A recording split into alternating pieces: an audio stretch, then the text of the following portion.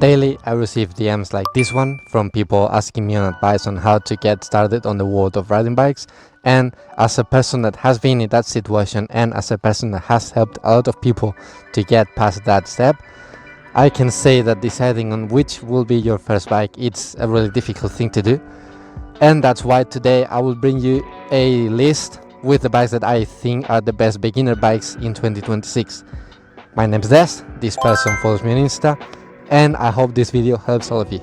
I've been riding for over 5 years and I tried a lot of different bikes, so you can trust my word when I say that some bikes are very easy to handle compared to others.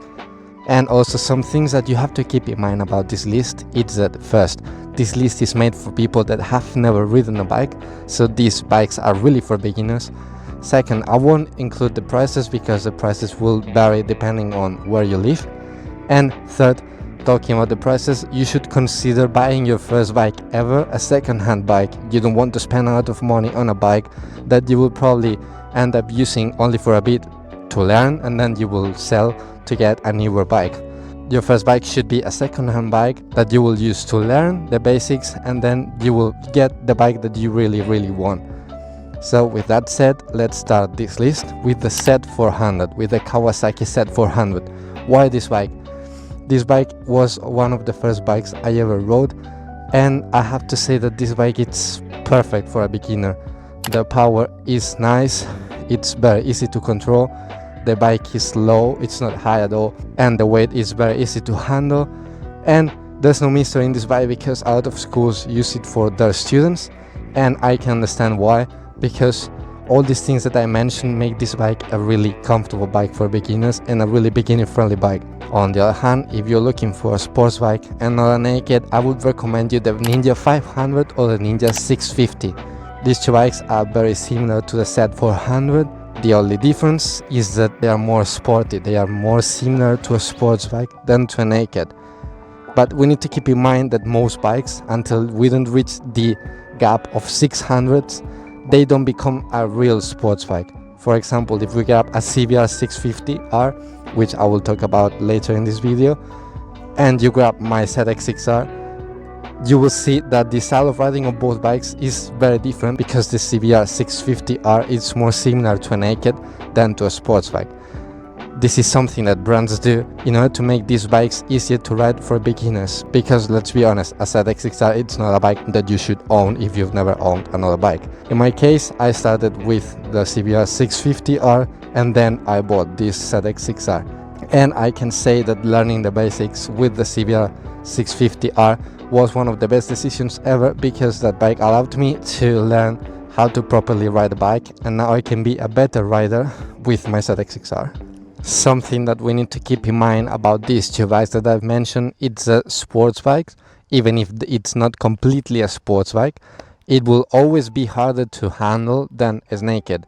For me, naked are the best bikes for beginners because they are the easiest to handle because of their posture and because the position of the handlebars allow you to handle easier the bike and to ride it more comfortably. Next on the list, we would have the Yamaha R3 and the Yamaha R7.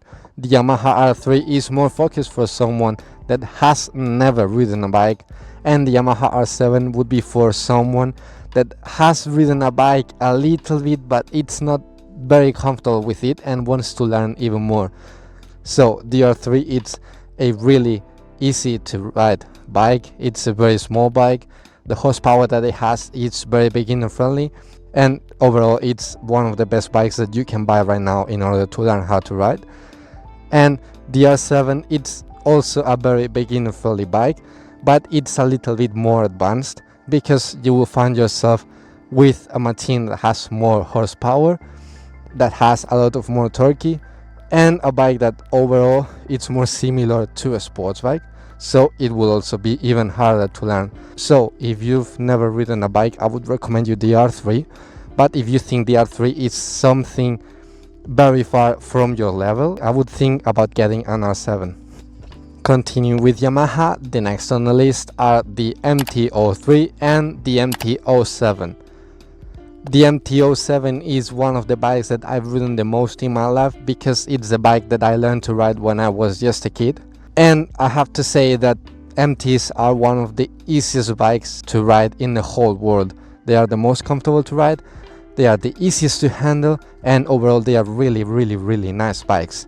But the thing with the MTs is the same as with the R3 and the R7. If you've never ridden a bike, I would recommend you getting the MT-03 because you will learn the basics and you will have a really great bike under your hands. And the MT-07 would be for someone that is looking for a bike a little bit more advanced, but that it's not a completely beast of a bike. And also, as I said, MTs are really easy to handle, so you will literally have no problems at all with this bike. One thing I must say is that MTs are very torquey. That means that at low RPMs you will see that the bike has a lot of power. That's why people that want to learn wheelies usually get an MT-07, because it's one of the most fun bikes to ride and one of the easiest bikes to wheelie. But don't worry, because that doesn't mean that every time you try to start your bike you will do a wheelie. If you are careful and you know what you are doing, you will have a perfect bike for beginners on your hands, and you will be able to learn all the basics. And then if you want to start practicing wheelies, you will have the perfect machine for it. Next on the list we have the Duke 125. In my opinion, one of the best 125s in the world. It's pretty fast for being a 125. It's really easy to handle because it's a naked bike, and to be honest, I think that KTM did a really good job into making a very beginner friendly bike. But if you think that a 125 is too small for you, you can also consider the Duke 390. It's literally only a bigger sister of the Duke 125, and it's still a very beginner friendly bike. Now, for someone that is looking for a different style of bike, we're going to one of the best cruisers for beginners, the Honda Rebel 500. This bike is very famous among the people that love cruiser bikes because it's very comfortable, it's easy to ride, and it's cheap. And also it doesn't have a lot of horsepower, so it makes it even a better bike for beginners. So if you're looking for a pretty bike that is cheap and that will take you from point A to point B, the Honda Rebel 500 is your bike. Following after the Honda, we have the Suzuki DR Z400 SM. The name is a little bit complicated, but the bike, I would compare it to a Z400, but in the body of a trail bike. This bike is for people that like trail bikes, and as the Z400, it's a very easy bike to ride and it's very beginner friendly. So it's perfect for someone that wants to start learning how to ride bikes and doesn't want to spend a lot of money on one. And in the final positions, I saved what I think are the best bikes for beginners. In this position, we have the CBR 500R and the CBR 650R. Why are these the best bikes in my opinion for people that want to start learning how to ride? Because Honda, in my opinion, does the greatest work when it comes to designing a bike. When you ride a CBR, the feeling that you get is that the bike is literally riding itself, because what Honda does the best, it's making a great mix of power and design, and that allows the bike to be powerful and also very easy to ride.